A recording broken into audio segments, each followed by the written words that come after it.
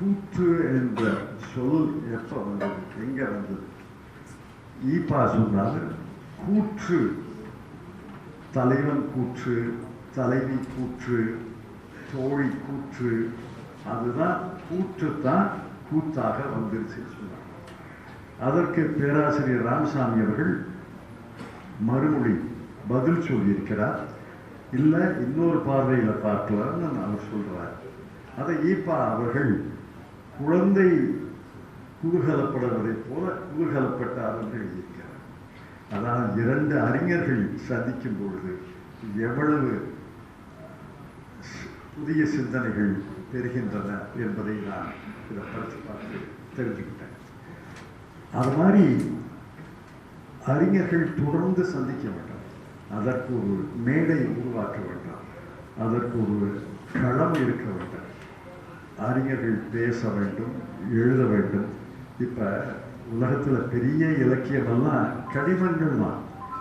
இவருக்கு எழுதிய கடிதம், அவருக்கு எழுதிய கடிதமே இலக்கியமாகும்.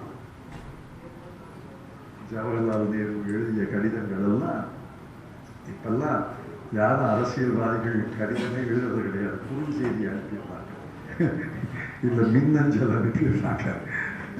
கையெழுத்து எழுதத்தானே கையெழுத்து போடணும், குறுஞ்செய்தி மின்னஞ்சல் எல்லாம் கையெழுத்து போட வேண்டாம். அதெல்லாம் ஜவஹர்லால் நேரு தன் மகளுக்கு இந்திரா காந்திக்கு எழுதிய கடிதங்கள் எல்லாம் ஒரு இலக்கியம், அதுவே இலக்கியம். அந்த மாதிரி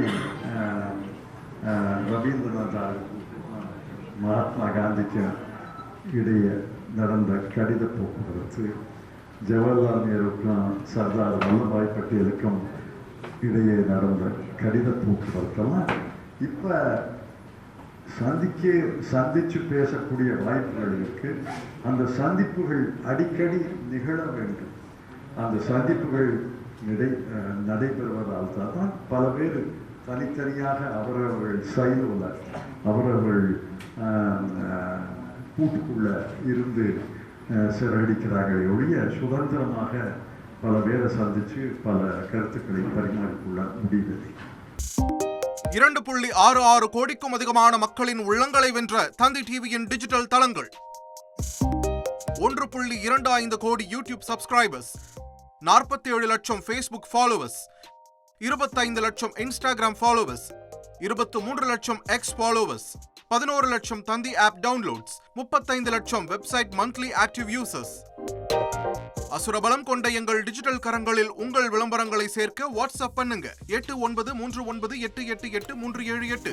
இமெயில் advt@dttv.in.